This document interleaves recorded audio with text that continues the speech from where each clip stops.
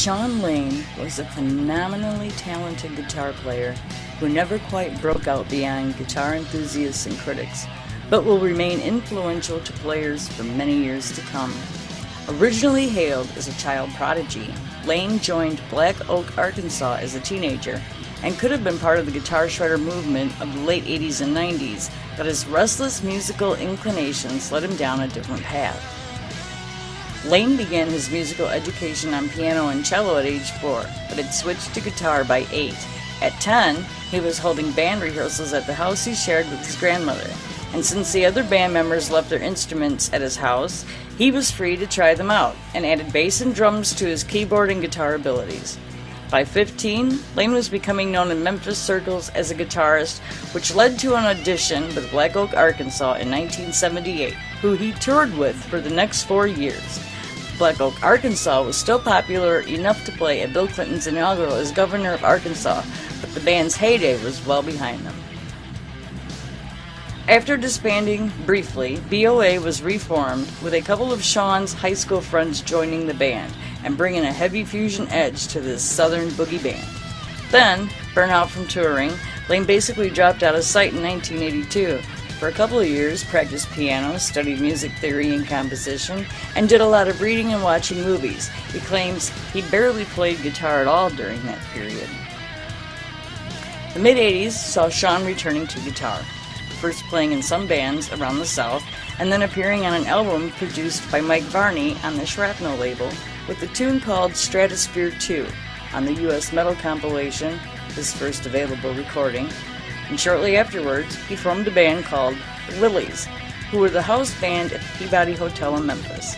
Many touring musicians caught Lane's playing while staying there, and word of mouth led to session work, and eventually to his playing on the Highwaymen 2 album with Johnny Cash and Willie Nelson.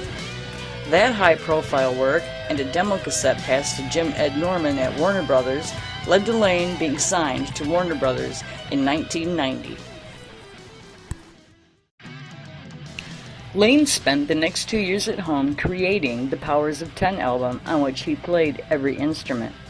Following its release in 1992, Guitar Player magazine named him Best New Talent, and he placed second in Keyboards magazine's Best Keyboard Player category.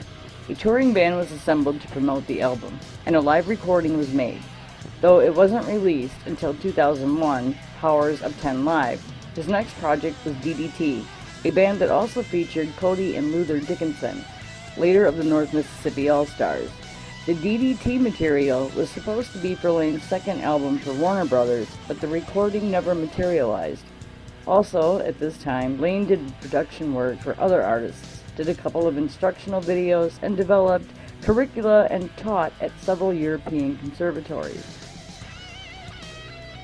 1994 would be an important year for Lane, as it marked his first collaboration with Swedish bassist Jonas Hellborg, a relationship that would continue for nearly a decade and produce many releases, mostly on the Vardo label. Lane and Hellborg were perfect collaborators, sharing many of the same musical influences and many other interests as well, and it was playing with Hellborg that Lane really discovered his voice on guitar.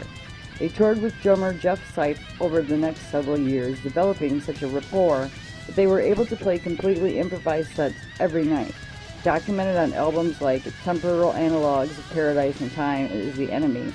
And currently, in 1995, Hellborg and Lane played with the Chinese pop singer Wei Wei, and the Hellborg-Lane Seif trio appeared as an opening act at all of mainland China's largest musical venues.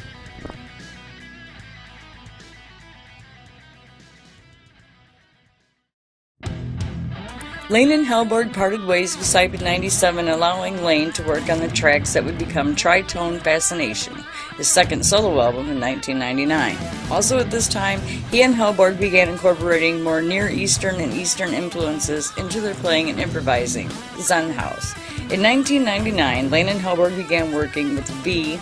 Salvaganagish, son of percussionist Viku Vinanakram of Shakti fame, and began pushing the music into more of a South Indian fusion, as evidenced by God, People, and Times of Evil. Lane started having health problems in 2001, temporarily breaking off his work with Hellborg. After recovering, Lane started playing with a Memphis bar band called the Time Bandits, but was back with Hellborg in sight for a brief tour in 2002. There was also more work with the Vernaculums, resulting in Icon, a dazzling work of East-West fusion that unfortunately proved to be among Lane's final recorded works. There was a brief tour of India in February of 2003, but Lane's health problems returned, and on September 26, 2003, Shawn Lane passed away following lung surgery.